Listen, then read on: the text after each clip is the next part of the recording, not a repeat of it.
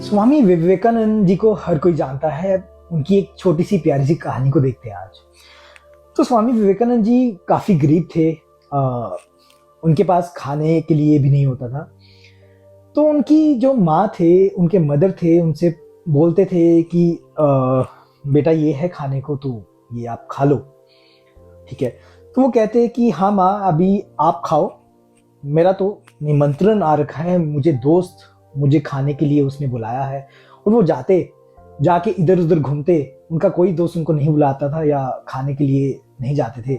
सिर्फ वो इसलिए बोलते थे कि माँ उनका पूरा का पूरा खाना खा ले भर पेट।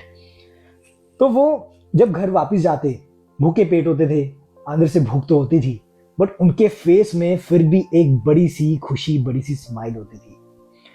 और जान के वो ना बर्प करते थे, धिकार करते थे अपनी माँ के सामने कि उनको लगे कि हाँ, उनका बेटा कुछ खा के आया है।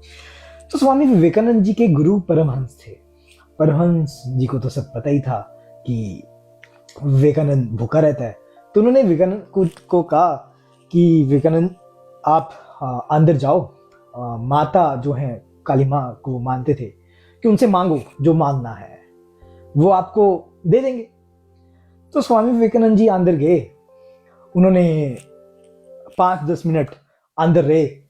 अंदर आने के बाद वो जब बाहर रूम से आए तो उनकी आंखों में आंसू थे, फेस में खुशी थी, स्माइल थी।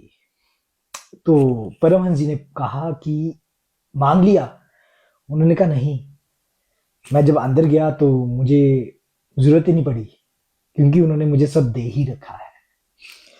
परमहंस जी कहते, भूख है, भूखे पेट तो कितने दिन रह लोगे, जाओ मांग के आओ, मैं कह रहा हूं। वो कहते नहीं मांगना, वो कहते नहीं, मांग के आओ। वो फिर से जाते हैं, फिर से वही होता है जो पहली बार होता है।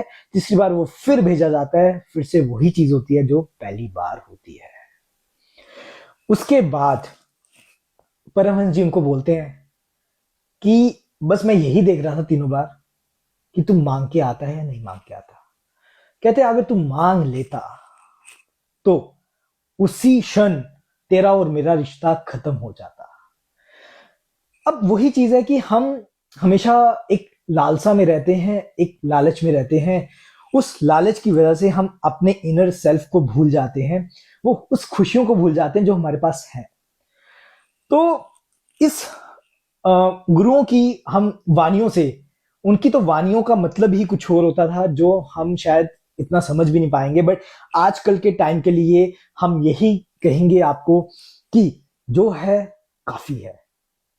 लालसा होगी, तकलीफ होगी, तकलीफ होगी, दिक्कत होगी, दिक्कत होगी तो खुशियां जाएंगी। जिस चीजों में आप अभी हो, इतनी चीजें आपके पास होंगी तो शायद आप इतने खुश रह सकते हो अपने जीवन में, शायद वो हमें भी नहीं पता।